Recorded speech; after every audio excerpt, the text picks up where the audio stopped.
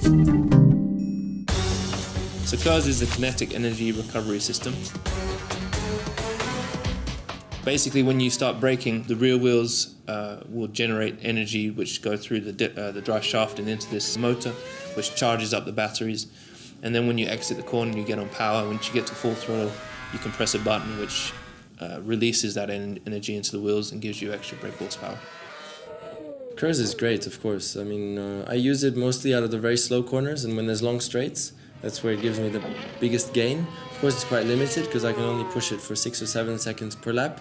And if I'm maybe fighting with another guy, for example, I'll not boost until the end when I know that, okay, there I have the biggest straight and there I have the best chance to overtake. So I'll wait and I'll boost just then to get a big run on the guy in front.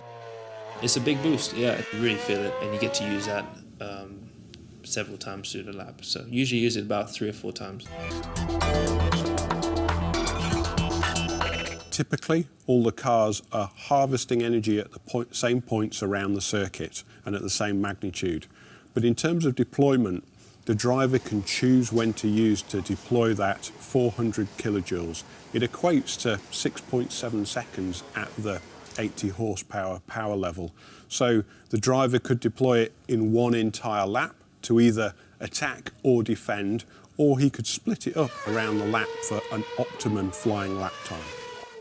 Sometimes you use the KERS all at once. Say, for example, you're racing for position, whether you're trying to save a position down the straight or you're slipstreaming someone, you just use all your KERS to get past. So it's a big challenge to get the KERS right, but before the weekend, the engineers will tell me exactly where I need to push, and then, okay, more or less I think I get the grip of it quite quickly.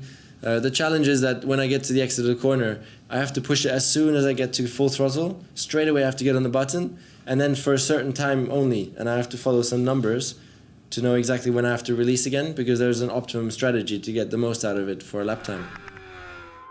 You have to keep the KERS, you don't want it to be empty, because then it switches off and then it stops the engine braking, and or you don't want it to be full, because then it does the same. So you try to keep the energy in the same area. So you do have to make sure you use it. You can't use a little bit and overfill it.